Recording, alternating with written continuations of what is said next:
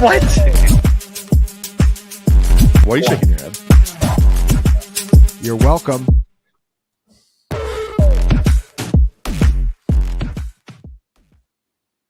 What is going on, guys? It's week 8 cashing points. Graham Barfield is unfortunately sick, so I'll be filling in as your host. We also have Scott Barrett and Hilo, as always, joining us. A ton to get through this week, so let's just get into it. Our first game here, the Tennessee Titans at the Detroit Lions. Total here is 45. Tennessee is an 11.5 point underdog. Couple injury notes. Tajay Spears is dealing with a hamstring. He's questionable after logging limited practices all week. Obviously would be a notable boost to Tony Pollard if Spears sits. Calvin Ridley was dealing with a foot issue, but he did practice fully on Friday. No injury designation. He's good to go. And then on the Detroit side, only note is that Jameson Williams was suspended. He will not be appealing that suspension, so he will not be playing for Detroit this week. Hilo, really curious on if you have any angles regarding this Detroit Lions team. I'm still not really sure what I want to do with these guys. You know, obviously should be positive game script throughout the entirety of this matchup. But yeah, what are your thoughts here? Yeah, man, this might be like a Jared Goff goes 21 for 23, like barely throws the ball type game. I think the field probably is taking the Titans moving DeAndre Hopkins as like a sign that they're folding. They really aren't, in my opinion, and their defense is playing some really good ball. So there isn't a path for this game to like play to a slugfest where both, you know, the Lions have to keep their foot on the gas. The problem is they're just so damn expensive. So it's really, really hard to play. The majority paths for this game to unfold don't include a lot of pass attempts. So we can't even really get excited about like Amon-Ra St. Brown, Sam Laporta. We've been talking about his splits against man and zone like all season. This is another zone heavy matchup against the Titans defense that wants to force you to march the field. So yeah, I don't know. There's just, like, if I could play like Detroit running back as one entity, like that'd be awesome, but we can't, and they're really expensive. So I don't know. I don't see myself going here, to be honest.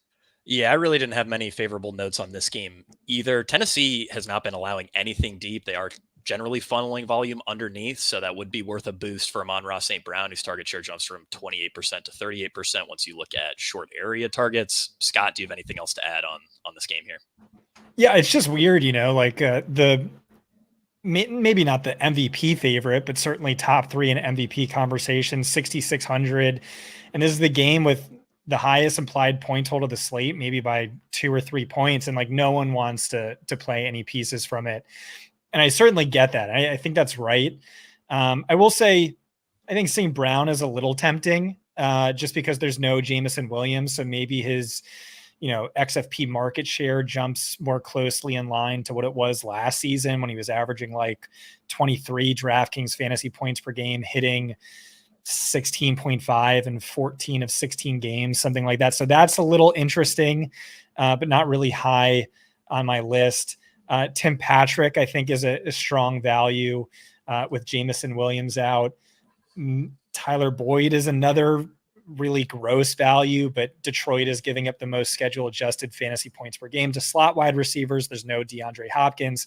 They just talked about no longer funneling the ball to Calvin Ridley. It's just if he's open, he'll get it. And if you look at our ass stuff, he's not really getting open all that much.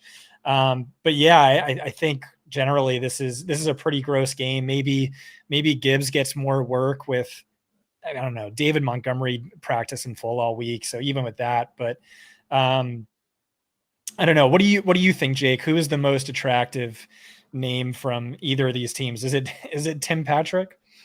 I mean, in terms of value, yeah, it probably would be Patrick. I think the guy I'm the most interested in is Amon-Ra, again, mostly because they're, you know, Tennessee's more of a short area funnel. And yeah, like you mentioned with Jameson Williams being out, there could be some pretty great volume there, but they also might not need to throw.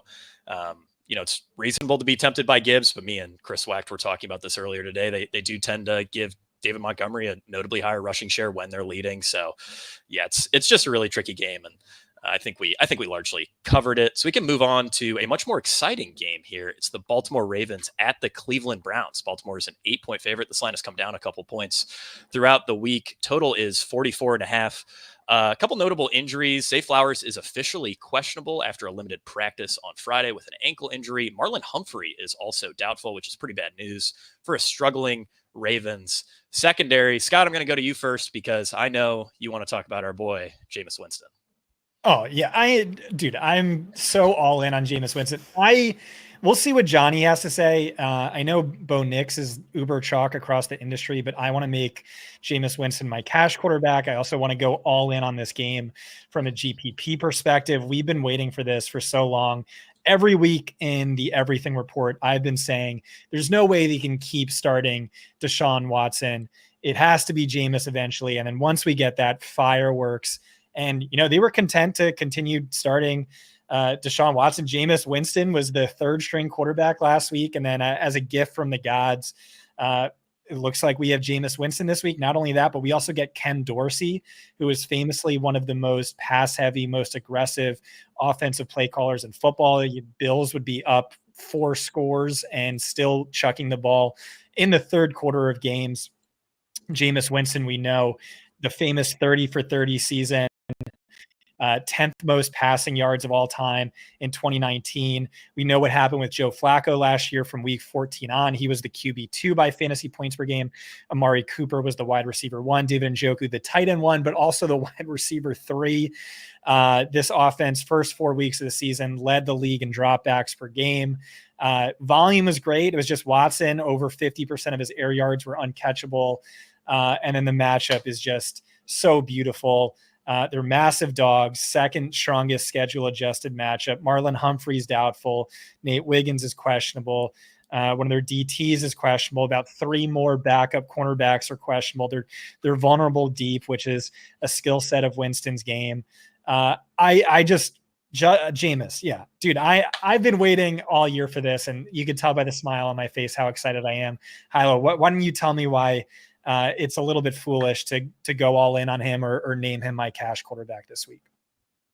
I can't and I won't, man. I'm with you. The fantasy gods gave us Joe Flacco, and now they giveth Jameis Winston.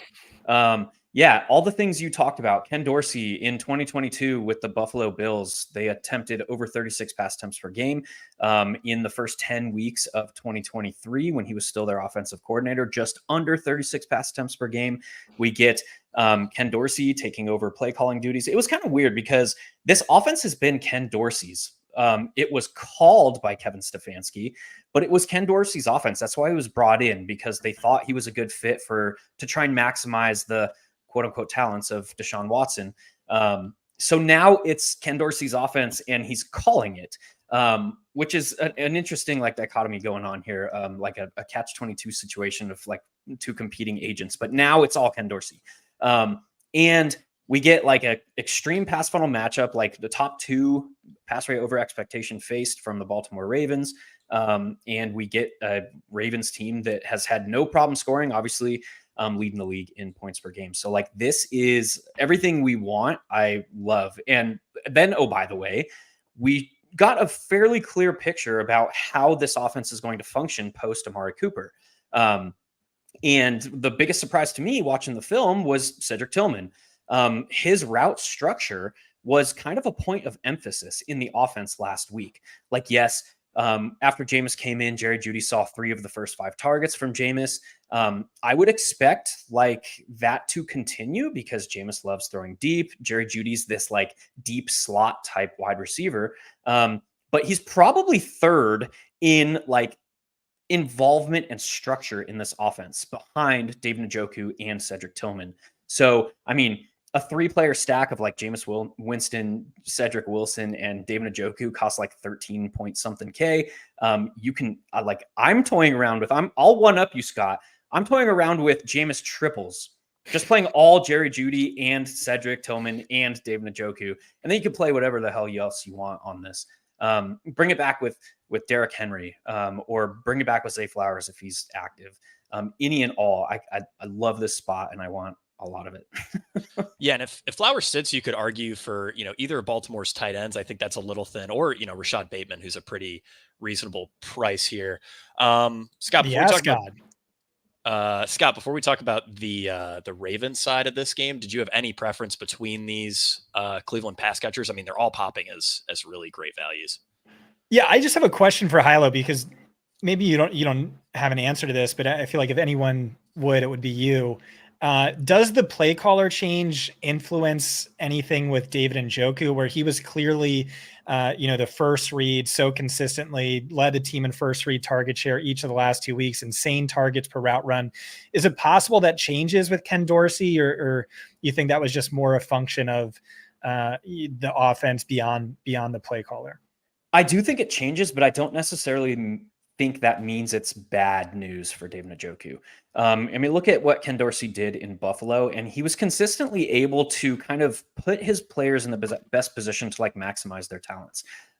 He toyed around with heavier 12 personnel rates in the early 2023, but before that, with Stephon Diggs, they were able to kind of place their players in the best position to succeed. So I'd expect from a play calling perspective, because we already kind of like the structure of the offense. It's just the play calling, the situational tendencies have not really been there. And then obviously with Deshaun Watson not able to deliver a football on time or throw deep at all, those kind of change. Like Jameis is a veteran. He's good with timing. So I don't foresee any issues against zone.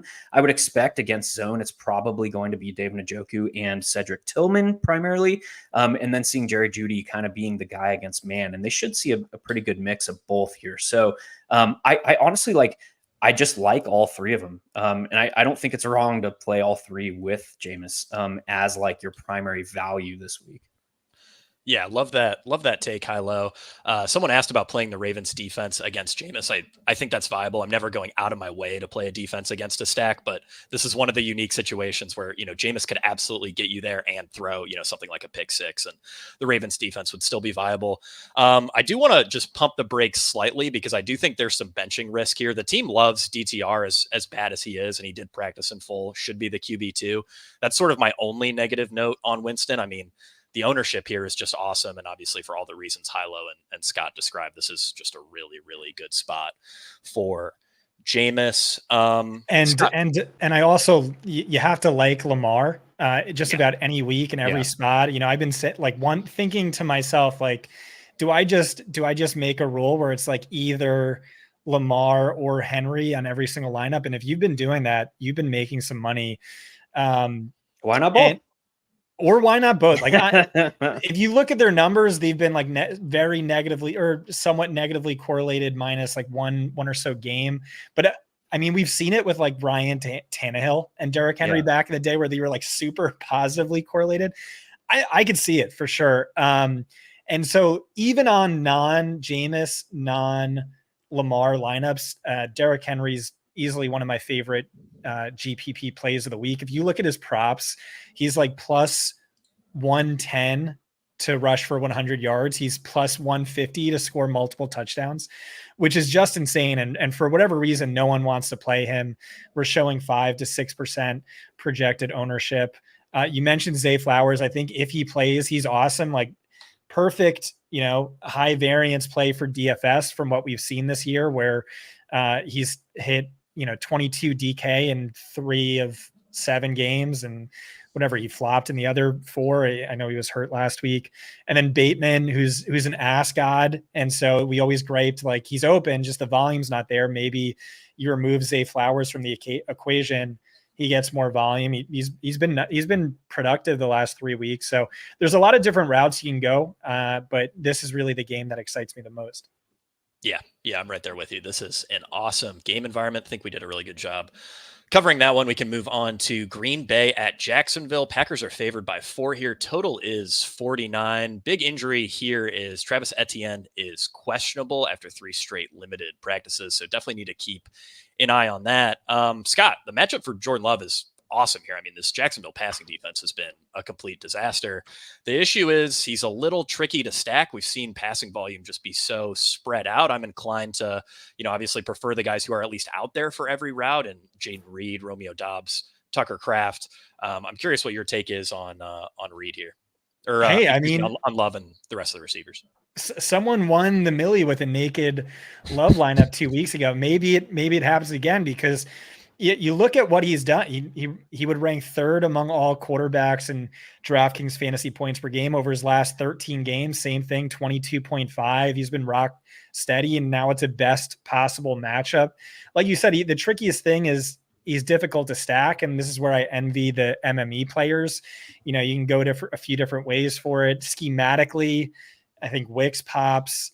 Maybe Christian Watson, but if I had to pick, my favorite would definitely just be Jaden Reed, who I know he doesn't have the schematic matchup, but the volume hasn't been there. But if you just look at over his last, 12 or 13 games with Jordan Love, he's putting up 20 DraftKings fantasy points per game. So to me, he feels like the best bet. But again, this is sort of a situation where I envy the MME bros out there. Yeah, I really don't think we can understate how good of a matchup this is for the Packers wide receivers. By schedule adjusted fantasy points per game allowed, Jacksonville is the single softest matchup of the last 3 seasons, which is just absolutely insane. Hilo, I'm curious what your read is on the Packers and this game in general. Yeah, I think to best understand the Packers and what they want to do, because we know Matt LaFleur is very, very good at game planning, but he's even better at like in-game adjustments. We have to look at the Jags first, because the Jaguars have only played 2 games all season with both Darnell Savage and Tyson Campbell on the field together. It was week 1 and it was last week. And in week 1, they ran like 73% man coverage. And then last week, after this kind of like sinusoidal ebb and flow of man and zone, they went back to 42% man coverage.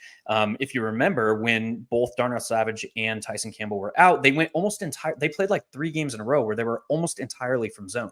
So they've been like kind of mixing up how they've wanted to run their defense. Now they're back, and last week they went back to 42% man coverage with both those defenders on the field. And that's what Scott is referring to. The splits aren't necessarily there for Jaden Reed. Yes and no. Like, that still means they're still in zone 58% of the time. There's still going to be situational tendencies where they're from zone. But it also means like this becomes even trickier, I think, to pick out which Packers wide receivers to play, because Dontavian Wicks has led the team in fantasy points per route run against man coverage this season, but he's sharing a role with Christian Watson right now. And second on the team is actually Romeo Doubs in fantasy points per route run against man this year. A tall, good red zone role. But he's never really, he saw 10 targets, what was it, last week or the week before, but he's never really like a lock for double-digit looks in this offense. From a talent perspective, I would probably say that Doubs is 3rd, maybe 4th in talent amongst pass catchers in this offense, but he has the most secure role, which is very, very interesting as well, because he's a very good blocker, and he kind of is a do-it-all type wide receiver, a la like Alan Lazard in the Aaron Rodgers days. He's able to do it all. So he's on the field the most. So like, when we're talking about the matchup is great, the schematic maybe isn't there for Jaden Reed. I'm looking for tons of yards and tons of touchdowns. And the clearest spot for the tons of yards to come from is Jaden Reed. From an explosive play, he continues to be the explosive guy. How many times is he going to go like 7 for 120 and 2 before we start like treating this guy as an elite upside play? So for the yardage, I really want to be in Jaden Reed. And for the touchdowns, I think that Romeo Doubs is a very, very interesting bet with his red zone role. So like, I'm not looking to the Packers for one-offs. I'm looking to say, hey, the Packers score 5 touchdowns. They all come through the air. Who benefits the most? I don't know, but the yardage is likeliest to come through Jaden Reed. The touchdowns are a good chance to come through Romeo Doubs. I'll play both those guys with Jordan Love if I play Jordan Love. So that's kind of where I'm at. That was, I don't know, long roundabout way to get my thoughts there. No, yeah, I think I'm in a pretty similar spot to you. Romeo Doubs, the last 2 weeks on film since he was suspended for conduct detrimental to the team, he's looked really good. I think it seems like a bit of a fire has been lit under him. Seems to be playing a bit better than he was earlier in the season. Tucker Kraft also viable. It's just tough to get to, guys like Wicks, guys like Watson when they're sort of splitting the same role, capped at roughly a 55% route share. Hilo, any love for the Jacksonville side of this game? Trevor Lawrence is projecting for moderate ownership here. He feels okay. He should be kept clean. He's relatively cheap, but I'm not particularly excited about it. Not really. Trevor Lawrence currently is tied for, I mean, if it holds for the rest of the season, is tied for his career high in touchdown rate, and it's at 4.3%. Like, that should tell you, over a 4-year career, this man just cannot find out or figure out how to handle the tighter spaces in the red zone. For comparison, Jordan Love leads the league in touchdown rate at 8.4%. It's almost double. That's insane. So not really. And the Packers schematically, they're playing a lot of zone, just like they did under Joe Barry, but it's not like a static cover 3 look like you had from Joe Barry. Now they're like mixing, they're throwing quarters, cover 4, cover 6 in, they're playing some cover 2. They're doing a lot of things and kind of doing things to keep, to kind of force street ball. They're making opposing offenses be reactive. And that's really, really where that's really like gone leaps and bounds is in the turnover margin. I mean, this team leads the league in turnovers forced. And up until last week, they had forced multiple turnovers in every game this season. So that, and the like follow on exploration of that like discussion is this defense is playing a lot of too high, and they're forcing teams to kind of march the field against them. So we've seen teams with like good offensive line that is able to generate yards before contact have success on the ground. We saw Joe Mixon kind of do that. We saw what Houston chose to do. They're like, we can't really throw deep on this team, so we're just going to ride the ground game in the short area passing. And I think that's kind of just what this defense tries to do. So if that's the case, it makes me lose a lot of interest in guys like Christian Kirk or guys like Brian Thomas Jr. Evan Ingram is probably, I mean, there's a lot of tight end options on the slate, but he's a very, very solid on paper play. But I think the most interesting for me would be if ETN is out, getting Tank Bigsby, because the offense functions differently with him in the backfield. They run a lot more man gap concepts, and that is by design to try and simplify things as much as possible for him and say, there's a hole, go hit it and be fast and do fast stuff. And that's kind of what he's doing. If you look at his rushing metrics, he doesn't have a lot of yards after contact per attempt, but he has a ton of yards per carry. And that's why he's like these long runs, he's not getting touched. He's just like, there's the hole, go hit it. So I have a lot of interest in that. Otherwise, I'm kind of just out on the Jags altogether, I think. Yeah, I think that's fair. I did want to shout out Brian Thomas Jr. as a decent FanDuel value. He sees a 370% boost to his yards per out run when Trevor Lawrence is kept clean. Green Bay's, struggled to generate pressure especially if you discount the Houston game from last week. Green Bay's also allowed the 6th most targets of 20 plus yards. Obviously, Brian Thomas Jr. is crushed by both yards, fantasy points per game on deep targets. So I'm looking more to BTJ on FanDuel than I am DK, but still a viable play there. Covered enough of that game. Let's talk about Indianapolis at Houston. Colts are 5-point underdogs here. Total is 45. Really no notable injuries here. The big note though is that Houston has been very run heavy in their games with a healthy Joe Mixon. Mixon projects really, really well for us. He's a guy that I'm very excited to play. Hilo, I'm curious what your angle is on the Texans, given that, like I said, we've seen Houston be very run heavy with Mixon, stubbornly run heavy to the point that we're all screaming. We want CJ Stroud to throw, want him to get it to, Tank Dell, Steph Diggs. It's not happening. They're just giving Mixon, absurd volume. And obviously he's been great for fantasy. Yeah. Not only that, but the Colts have faced or forced, however you want to conceptualize it, the highest rush rate over expectation this season. They're dead last. So yeah, it all kind of lines up to me. I think most interesting for the pass catchers in Houston is they've asked Stephon Diggs to kind of step into, they've altered his role without Nico Collins. His ADOT went from 9.9 to now it's up in the mid 12s off the top of my head. And that's very similar to what Nico Collins was in this offense before being injured. And then Tank Dell is kind of still soaking up the intermediate over the middle of the field yak type inducing routes. I mean, that said, like Stephon Diggs, you'd have to go back 2 full years to see like a GPP worthy score at his current price. So I don't really have a lot of I don't really have a lot of interest in that. I think my favorite, I'm with you. My favorite is Joe Mixon from this spot. Yeah, I know Scott's noted plenty that the Mixon volume has just been incredible. I have some interest in AR, at 5,800, he's played 7 full games. He scored over 27 DraftKings points in 2 of those contests. So I do think that's viable for tournaments. Not something I'm crazy excited about. Scott, anything to add on this game? I mean, I could see it being a CJ Stroud eruption spot if that's possible without Nico, just because what's really killed him is this offensive line that's just getting destroyed by blitzes and stunts. But Indianapolis has no pass rush. It's also a home game. CJ Stroud, very sensitive to that throughout his career. So the potential for that is there, but no, to me, it's a mixing game for sure. Yeah, absolutely. I will note that, I mean, Green Bay was bottom 3, I believe, in pressure rate before playing Houston, and they still pressured Stroud on 60% of his dropbacks, which is just a truly absurd number. I think we can move past this one. One last point on the Texans.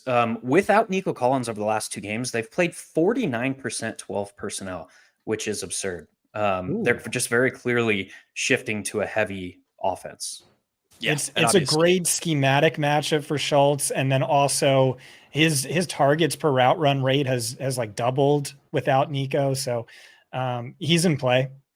Yeah, if I had to play a Houston pass catcher, I think Schultz would pretty clearly be my favorite there. All right, moving on here to the New York Jets at the New England Patriots. Jets are 7-point favorites here. Total is 41. Alan Lazard is doubtful for this game with a chest injury. Jalen Polk is out with a concussion. New England's starting left guard and left tackle are both questionable, as if that offensive line could get any worse. It's easy to see why Breece Hall is mega chalk this week. He's averaged 20.7 expected fantasy points per game, 24 actual fantasy points per game, 84% snap share. Since the coaching change, those marks would rank best, and second best behind only Kyron Williams.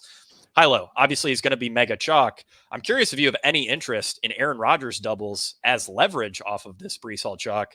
We've seen the Jets go extremely pass heavy inside the 10, the third highest pass rate inside the 10. And obviously with no Lazard, I mean, it's safe to say Mike Williams isn't going to be earning those targets. Those are going to be going to Garrett Wilson, Devontae Adams. New England a little bit man heavy. That also benefits both Wilson and Adams. Schematically, what are your thoughts here on the Jets?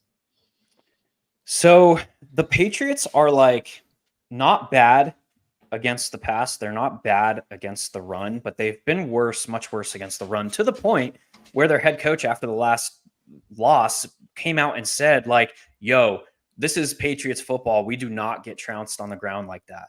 I'm paraphrasing, obviously, not so eloquently as he put it. But yeah, so there's an interesting angle to the sense that like the focus in Camp New England this week was probably stopping the run. And the Jets have created the fewest yards before contact per attempt in the league. That is less pertinent to a guy like Breece, where he has such a robust pass game role, particularly after the coaching change. But it is noteworthy. If the Patriots are focused on stopping the run, and if the Jets are not creating any push on the offensive line, there is a path to like Breece. I mean, he's got a rock solid floor, but like 15 points from Breece at 7,300 is not winning you tournaments. So just worthy of consideration. And then there's very clearly backs on this slate that can put the slate out of reach. I mean, Saquon Barkley's on the slate. Devon Achane is kind of getting lower ownership that I think he should. Derrick Henry, Kenneth Walker, we'll talk about here. So I'm okay. Just like, and it's not even just like the ownership alone, but it's kind of the meta of this game and the game environment. I think there's more paths to it being really, really sloppy than there are just immense volume from the Jets.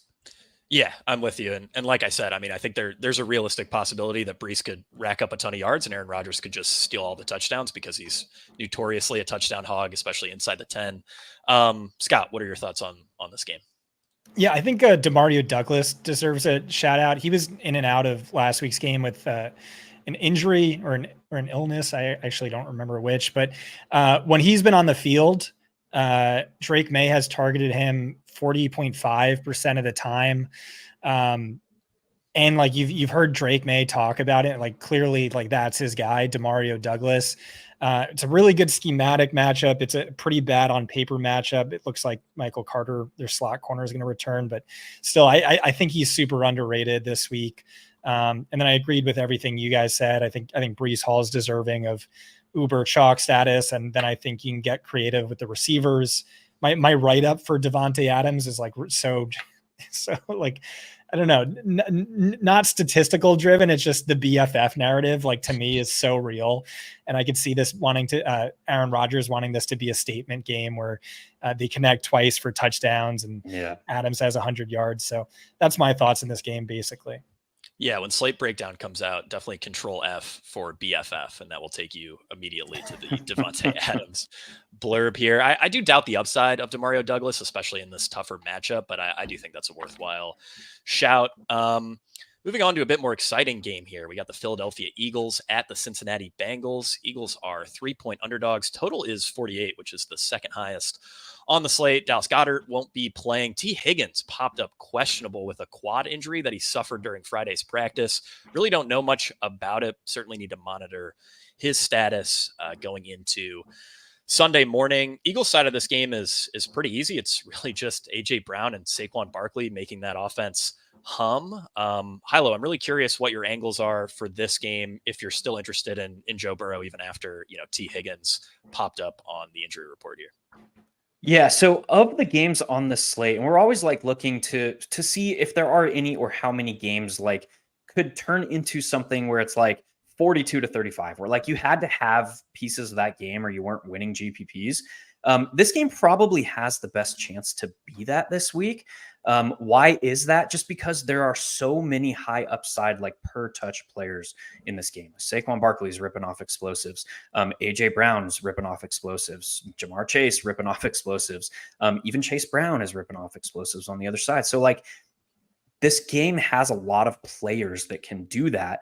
And if a player does that, then that's what that's like the spark that ignites a game environment. So I am more interested in mini correlations or full-on game environment bets than I am trying to find single out a one-off. If I do that, it's probably Saquon Barkley is my favorite. But I really like a Saquon Barkley, Jamar Chase mini. I think Joe Burrow plus Jamar Chase plus maybe Yoshi if T. Higgins doesn't play.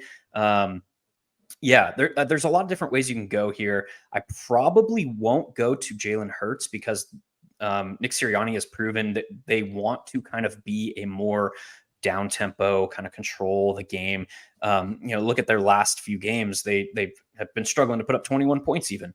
Not that they're struggling, but that's just kind of how they want to run their team right now. And that's okay. That's just kind of what they are. So Jalen Hurts loses a little bit of appeal. And then you look at like the Cincinnati defense, and Lou Anarumo is like still, I regard him as one of the better defensive coordinators in the league. They lost a lot of personnel this offseason. They lost both safeties. They've had to overcome a lot more. And we've kind of seen that, but still schematically, this defense is not giving up explosive plays through the air or on the ground.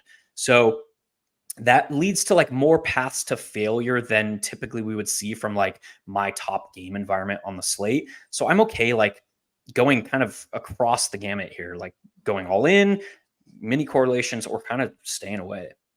Yeah, that's exactly how I was viewing this game as well. I really like the game stacks. I really like the mini correlations, but I'm not super anxious to play any of these guys as a one-off play. Scott, anything to add on this game? Not really. This one's been tripping me up. Just AJ Brown, you can make a case. He should be the overall wide receiver one moving forward. So he has that upside. So like a contrarian Saquon drawing 3% projected ownership. If Cincinnati is without T. Higgins and they look as bad as they looked without him the first 2 weeks, could definitely see this being a Saquon blow up spot. Yeah, absolutely.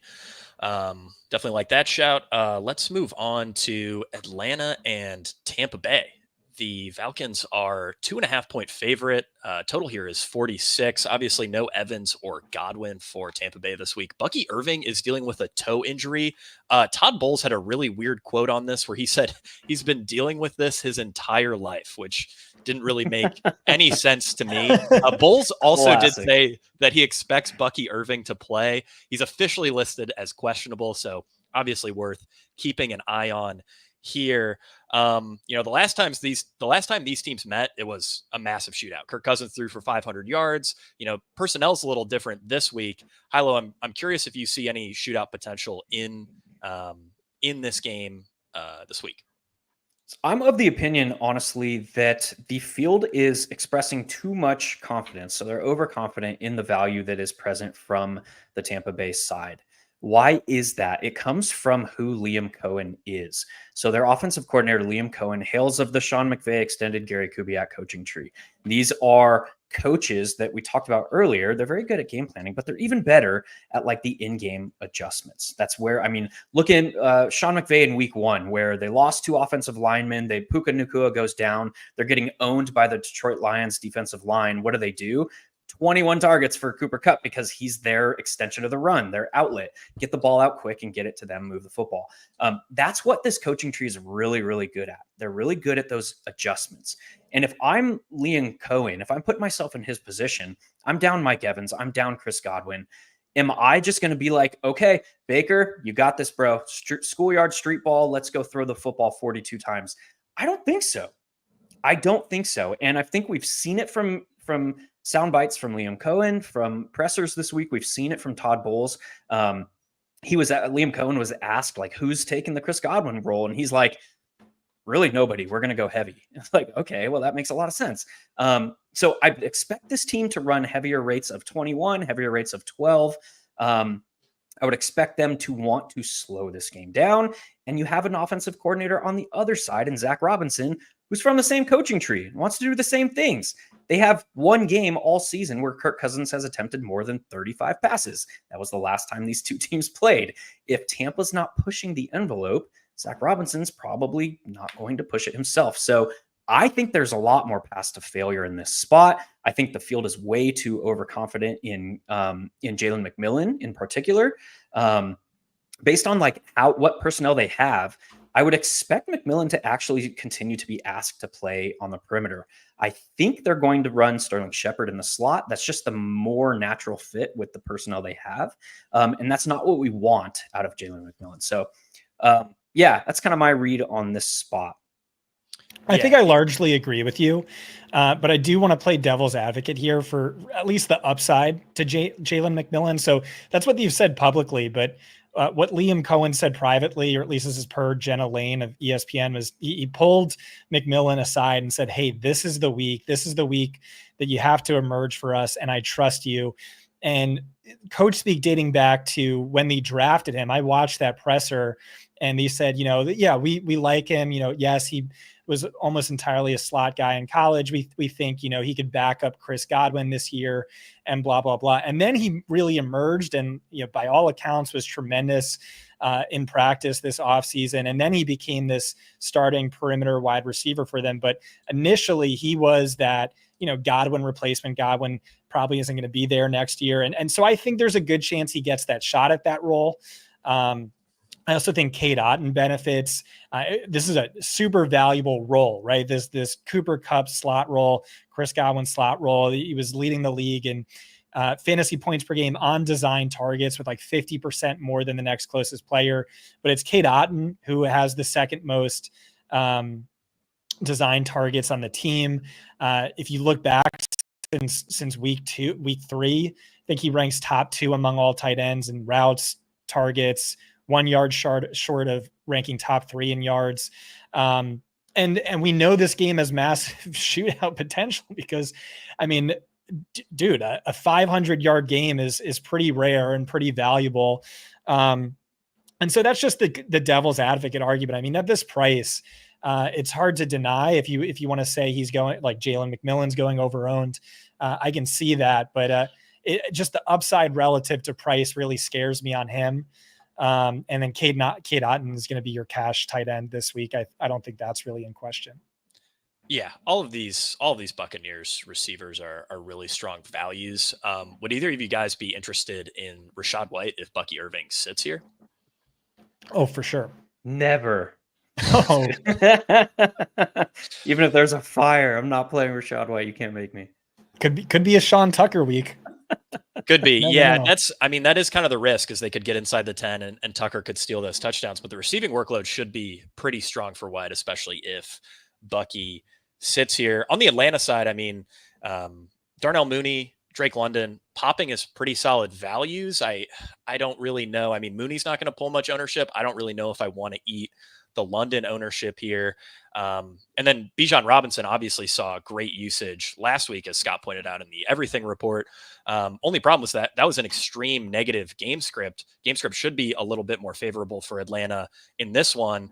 And when Atlanta is leading, it's pretty much been an equal 50-50 split between Bijan and Tyler Algier in terms of XFP, closer to 75-25 in favor of Bijan when Atlanta is trailing. Scott, what are your thoughts on Atlanta before we move past this game? Yeah, that also, by the way, could be due to injury. Johnny's been talking about this, is, Bijan being banged up, and so you've seen him go back to bell cow status. Maybe that's game script, maybe that's injury. Not really sure. I mean, he's a strong play. He's not super high on my list. There's a case to be made for Kyle Pitts, who's really seen a big jump up in usage and volume and has been productive these last 3 weeks. Drake London looks to me, everything we look at, as a high-end wide receiver one for fantasy. He's not priced like it. Really rock steady in terms of production. I think he's a cash wide receiver this week. Really not a good schematic matchup for him. Tips more in Darnell Mooney's favor, who's another top XFP related value. The dude had 16 targets, went off when these two teams faced off. I think all those guys are in play. Even if we don't get a 500-yard performance this week, which we probably won't. Yeah, definitely think those are good takes on Atlanta. Hilo, anything to add before we move on? It's at least interesting to me that Bijan Robinson ranks 7th in the league in snap share at 71.8%, but just 20th in the league in opportunity share at 65.5%. I don't know why that is. But it's like when Tyler Algier is on the field, he's seeing a touch at a higher rate, a higher frequency than Bijan. Yeah, definitely some weird backfield usage. They've called him a few weeks ago. He called them their heavy back, but he wasn't talking about personnel because they're never playing heavy personnel. Yeah. Then he just meant 11. Like literally my heavy back. And so you kind of see that where like, okay, Algier comes in, they're going to run the ball. We all know that. Yeah. All right, moving on here to Arizona at Miami. The Cardinals are 4.5-point underdogs. Total here is 46. Obviously, some big injury news on the Miami side. Tua Tagovailoa is officially questionable, but he looks very likely to play. He did clear concussion protocol with no issues, so expect him to suit up. Tyreek Hill popped up on the injury report yesterday with a foot issue. He did not practice today. Head coach Mike McDaniel expressed significant optimism he would play. Certainly worth monitoring. Not sure if they just wanted to rest Tyreek today. Maybe he had a setback. Definitely need to keep an eye on that. Hilo, I'm really curious if you have interest here in James Conner. He bounced back to a season high 85% snap share, received all but one backfield touch in week 7, also a 69% route share, by far the most of any game this season. So yeah, any thoughts on Conner? And obviously these Miami guys are massive values, assuming they all suit up. Yeah, so James Conner has seen 18 or more running back opportunities in 5 of 7 games this season. That's great. That's a great floor. That's a great workload. He's also not seen more than 23 running back opportunities in any game this season. So he has a very, very tight range of expected workload. That makes him really, really easy to project. That makes him really, really awesome for cash. But I have to question the upside here. And a Miami Dolphins defense that is playing some really good ball. They're playing inspired football. So I don't see myself going anywhere on the Cardinals. And I've talked all season about how I just absolutely hate their pass game. And Drew Petzing sucks as a pass game schemer. But so I just don't have a lot of interest. If the Cardinals are successful here, it is highly likely to be coming out of structure through Kyler Murray. And that is just so difficult to predict. Yeah. I think, obvious game script concerns for James Conner. And like Hilo noted, they might need some magic from Kyler here. Scott, before I go to you on these Miami guys, I just wanted to point out how insanely cheap these guys are. Tyreek Hill is the cheapest he's been since his Dolphins debut. Jalen Waddle is the cheapest he's been with Tua Tagovailoa on the field since 2021. Devon Achane is priced as the RB22, despite earning the 3rd best usage among running backs in his healthy games. Scott, I mean, all these Miami guys are a smash, right? If we assume full health. Yeah, assuming full health, Tyreek, I don't know. He's going to be like 30% owned. And I think Johnny on Sunday morning is going to say he should be 80% owned or more. And that's really hard to argue with when you just look at his production with Tua versus, like, he was 9,800 week 11 last year. And I think he was the chalkiest wide receiver of the slate. Now he's 7K. Waddle too at this price is a tremendous value. Devon Achane is one of my cash running backs this week. He's a player I want to go all in on. Just insane usage and volume for a hyper efficient player. I also think, by the way, I think Connor's just a little bit more interesting than we're giving him credit for. He cleared an 80% snap share in 2 of his last 3 games. He had a 69% route share last week. When he's typically always at 30%. Maybe that's nothing. Maybe that's just due to game script. But I did think that was worth mentioning. And with all these guys chalky, he also works as leverage. So he's just a little bit more interesting to me. But yeah, obviously, buried lead is just obviously Tua. Doubles, triples are insanely live. Tyreek, uber chalk, Achane, uber chalk, Waddle, great play. I don't know if there's any disagreements from you guys there. No, certainly not for me. I mean, I think it's interesting that we all agree, not just us, but the entire industry really agrees, Achane, Waddle, Tyreek Hill, all great values. No one wants to play Tua still. I mean, we could absolutely see fireworks from Miami against a pretty weak Arizona defense. And, like Scott said, you can double, you can even triple stack Tua and really save on ownership by just playing Tua with, Tyreek Hill, with Waddle, with Achane. Hilo, anything to add before we move on from this game? Yeah, I'll give a little pushback on Jalen Waddle. This is a guy who's cleared 20 fantasy points just 3 times over the last year plus. This is a guy who is absolutely at his best against cover 4/quarters. And this is an Arizona team that is now not running that at a high rate after running it at a high rate last season. They're primarily from cover 3 this year from zone. Against cover 3 last season, Jalen Waddle put up 0.50 fantasy points per route run compared to 0.87 for Tyreek Hill.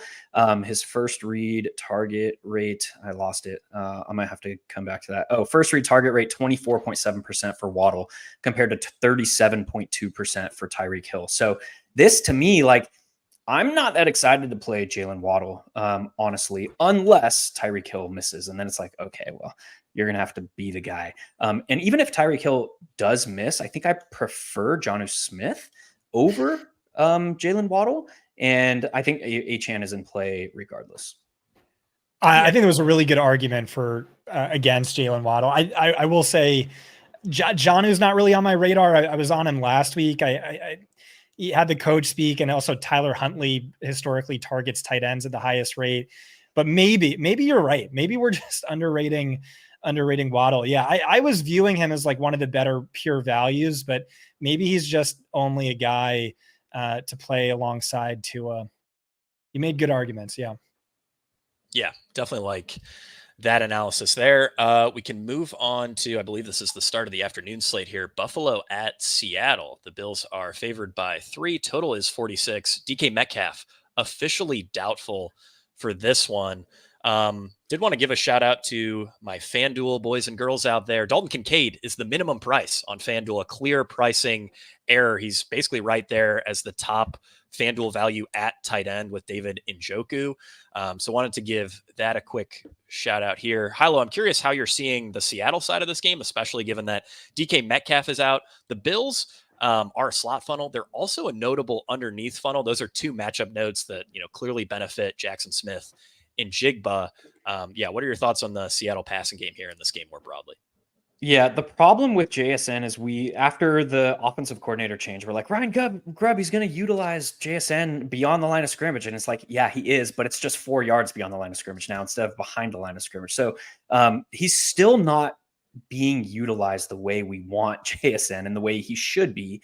I say should. I don't know better than Ryan Grubb, but yeah, we're just kind of waiting for him to kind of take on a new role. And I don't think that they're going to move JSN out of his slot role. They're probably going to play like Jake Bobo on the perimeter opposite Tyler Lockett. So Jake Bobo's a little bit interesting maybe. But yeah, I think if Seattle is finding success it is highly likely to come through Kenneth Walker, who is really making a case to be a workhorse back. Before last week, he had 2 back-to-back games with 8 targets. He's becoming a lot more game theory agnostic. He's able to hit in different ways. And the Bills are allowing the second most yards before contact in the league. And that's actually something that Kenneth Walker has had to overcome this season, is an offensive line that is much better in pass pro than run blocking. So, Kenneth Walker is among the league leaders in missed tackles forced. He's among the league leaders in yards after contact per attempt of running backs with more than 50 carries. So this is a spot where it's like, if Seattle is scoring, I really, really like Kenneth Walker here. And I think you can play him alone. He is a one-off target of mine because he doesn't have a lot of ownership. I just really like Walker. I don't know if I'll be going to any of the pass game pieces. Yeah, I also love Kenneth Walker. Only Alvin Kamara and Breece Hall are averaging more targets per game. Walker leads all running backs in rushing fantasy points per carry. That includes Derrick Henry, which is absolutely crazy. The on-paper matchup is really strong. I think there are a lot of reasons to like Kenneth Walker, and obviously the pass volume for Walker has come up in recent weeks, and that does make him pretty game script agnostic, as Hilo pointed out. Scott, anything to add on this game before we move on? Yeah, I just absolutely love Kenneth Walker. So I think that's a great shout out. Joe Mixon's like basically the same price, is going to be, 3 to 4 times as highly owned. Jackson Smith and Jigba, I'll be honest, I struggle with this one a little bit more just because he already ranked 11th in among all receivers in XFP. And then Buffalo is one of the premier slot funnels. They're giving up the third most catches to slot wide receivers and the 5th fewest to outside wide receivers. So I did struggle with that one a little bit more. Jake Bobo, 3,300.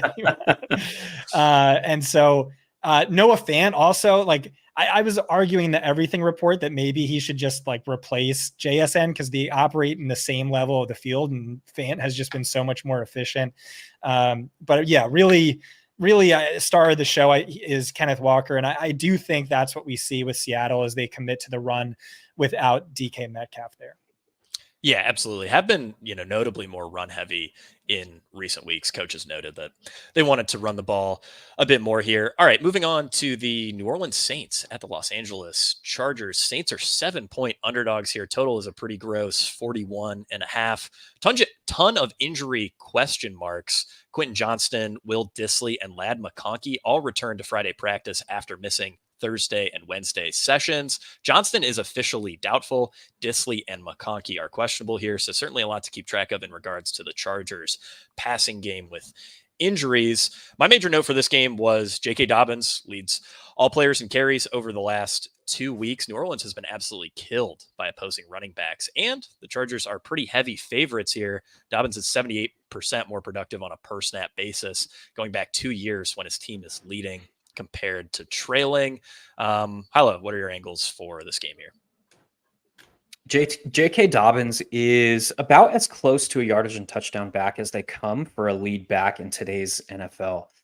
So that means if he's not piercing 100 yards on the ground and scoring multiple touchdowns, you're in trouble from as far as GPP upside goes. So while the Saints are allowing the most yards before contact, while we can very clearly expect the Chargers to ride J.K. Dobbins without Gus Edwards, it's a lot thinner than I think his ownership is kind of portraying this week. So I have no problem like paying up a little bit more for Breece Hall, or paying up or paying down some for Javonte Williams, who we'll talk about here shortly, over a guy like Dobbins this week. That said, like, schematically on paper, he's a fine play. I would say he's probably 900 overpriced on DraftKings relative to his role.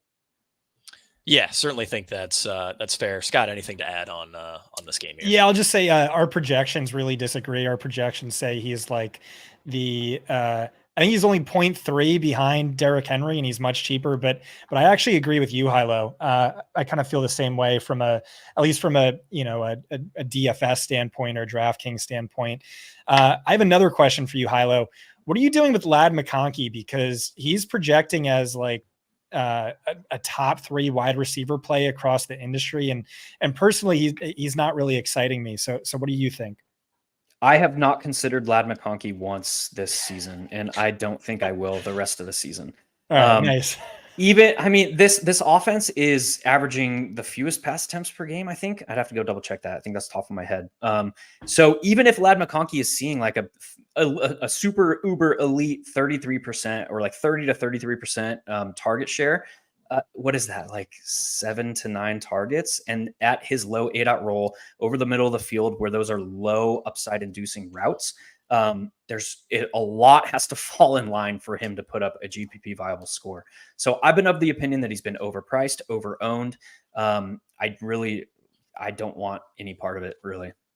Yeah, if McConkey's going to push for 20% ownership and his ceiling is 8 targets, that tells you all you need to know right there. I think we pretty much covered everything in that one.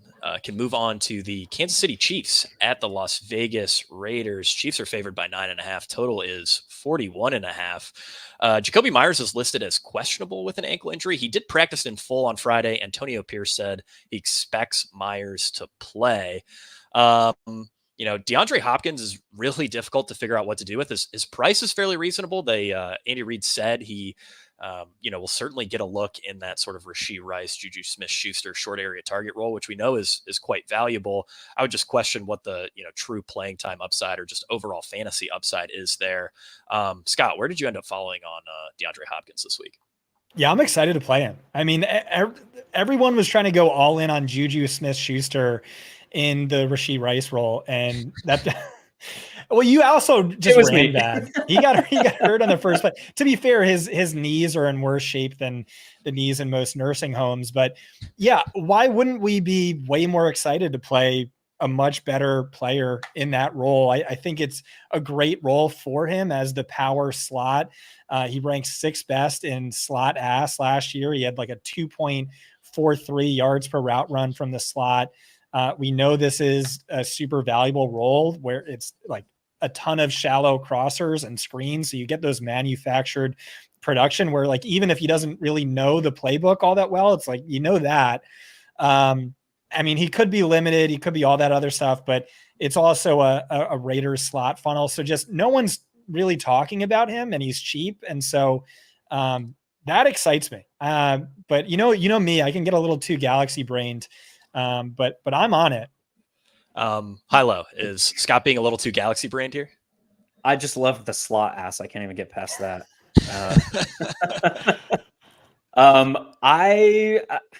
The jury's out for me. It's really, really difficult for. I just want to say we're showing 1% projected ownership. Yeah, I mean that's fine. Were you interested in Amari Cooper last week in Buffalo? Not really. But I mean, hey, he did pretty good on like a 30% route share. And Cooper was closer to 6K, wasn't he? That's right. He didn't know the audible, and he scored a touchdown in spite of it. He scored a touchdown on the play. That's what I'm trying to get at is, it's really difficult to come in and learn a playbook in 3 days, and that's effectively what DeAndre Hopkins is having to do. So, like, how much do we expect him to play? Like, the end game goal is probably to have him be the Rashee Rice filler. I doubt the efficacy of that in his first game with the team 3 days after joining the team. Personally. Yeah, certainly think that is fair. At 1%, I'd have a little bit of interest in like MME sets, but I don't think I could really get there in like a 3 max single entry type format. Kareem Hunt looks dusty still, but he's also averaging 20.3 expected fantasy points per game, 20.5 fantasy points per game since week 5. Those are both top 5 marks among running backs over that stretch. So Las Vegas is a great matchup, 4th softest schedule adjusted matchup for opposing running backs. They're also allowing the league's 6th highest yards per carry. Hilo, any love for Kareem Hunt here? Honestly, I thought I would have a lot more than I do. Kareem Hunt is a guy averaged 3.8 yards per carry 2 weeks ago against New Orleans, who are ceding the most yards allowed before contact per attempt. And then against San Francisco, averaged 3.5 yards per carry. So he's seen some significant volume, 27 carries, 22 carries, a target, and then 2 targets. But he's going to need that to return a GPP viable score, and he's going to need to score multiple touchdowns. 1 and 2 targets is not enough to really remove the requirement for multiple touchdowns for GPP viability. So I would prefer Javonte Williams or Devon Achane at similar price point. And I came into this week like just on first glance being like, oh yeah, Kareem Hunt's a good spot. I think there are better options point per dollar wise. Yeah, I'm right there with you. A lot of people have been asking me, who is the best 6K wide receiver this week? It's Brock Bowers. He averages 18.2 expected fantasy points per game in his games without Devontae Adams. That would lead all tight ends in the fantasy points data era. That would rank and that would rank 5th best among wide receivers this season. The schematic matchup is basically perfect. The on-paper matchup could not be better. Brock Bowers is just a fantastic play. Unless you guys have anything to add, I think we can move on here. All right.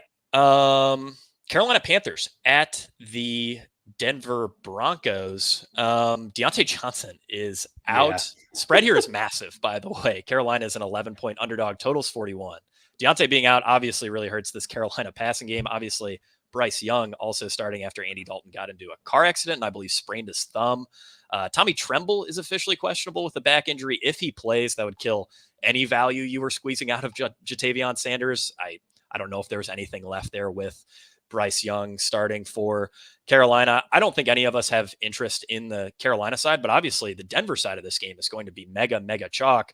Bo Nix offers a great rushing floor. He has a top 3 matchup. He's also going to be very highly owned here. Hilo, I'm really curious what your angles are, with a Broncos offense that should be quite chalky. Obviously, these receivers aren't pulling a lot of ownership because we don't quite know who Nix is going to throw to, but Nix being 20%, that doesn't excite me in any way.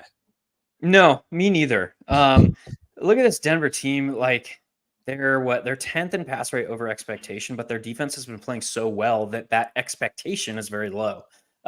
So they're not like, who is catching passes? Like they got Courtland Sutton and then like they continue to just pull guys off the street and they're like, you're tall and you can block well. You're going to play wide receiver for us. I don't know, man. I don't see it with Bo Nix. You're effectively saying that he's going to rush for multiple scores is what you're saying by playing Bo Nix this week. So I don't see it. I would much rather just like play the Broncos defense, potentially pair it with Javonte and move on. Yeah, Javonte has really crushed these positive game script spots. And, this is obviously one of them. It's also, the best possible schedule adjusted rushing matchup against Carolina. Scott, anything to add on the Denver side here? Just that it's like crazy that they have the 4th highest implied point total of the slate, which is 25% more than their per game average by points scored per game. I do like, I mean, I'm going to play Javonte in cash and then maybe he's too chalky for tournaments, but I really get it. I feel like every week DFS players are like, oh, I can't figure out Javonte. And it's just like, he's insanely game script dependent. And losses, he averages like 8 fantasy points per game, and wins of 8 or more points, 16.1. So it is literally the perfect spot for him. You could easily stack him up with Denver's defense, but yeah, I don't know. Like I said, Jameis is my cash quarterback over Bo Nix, but it really is a good spot. Troy Franklin is more involved. We know he has that connection with Nix dating back to college. He's cheap.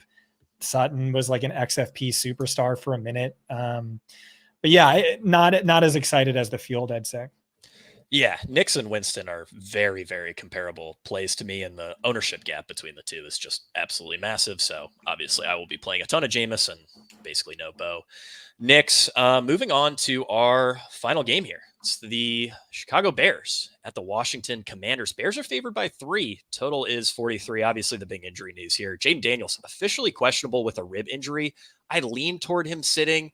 I believe Washington's coach speak on this was just a lot of words with no real substance. So we'll wait and see. But I don't think Jaden Daniels would play. If Jaden Daniels does play, though, Caleb Williams would be, I think, right there with Jameis as my favorite quarterback play of the week. He's absolutely crushed these bottom 8 schedule adjusted defenses, averages 26.5 DraftKings fantasy points per game against the 3 bottom 8 defenses he's played. And Washington ranks as the 4th softest schedule adjusted defense for opposing passers on the season. I'm just a bit worried about, the overall game environment here. Hilo, how are you seeing this game, both on the Bears side and, for Washington? Yeah, the Commanders are figuring some stuff out on defense. They're still playing like a prototypical Dan Quinn-esque high man coverage rate, But behind that, they're mixing in some cool stuff. They're playing 14.3% cover 4, 14.3% cover 6. They're running 19% cover 2. So that is a lot more difficult to get used to. So effectively, their defense is we're in man or we're in too high. It's like that becomes a little bit more difficult for current NFL offenses, and we've seen it this season, to kind of dissect how do we attack that. So I think Dan Quinn, this is a defense that I said coming into the year that they're probably going to get much better as the year progresses. They didn't really have the talent to like come out of the gates like being a good defense, and we saw that. Like you can count the number, like you need two hands to count the number of solid wide receiver 1 scores that have come against the Commanders, but they're starting to figure some stuff out. So I have actually a lot less interest in the Chicago Bears pass game.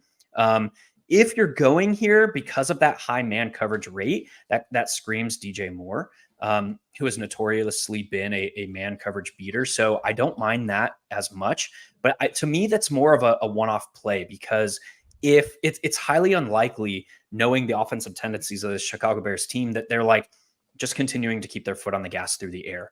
So what you're looking for is like a splash play or two with a splash touchdown from DJ Moore. And that does not necessarily correlate as well to Caleb Williams.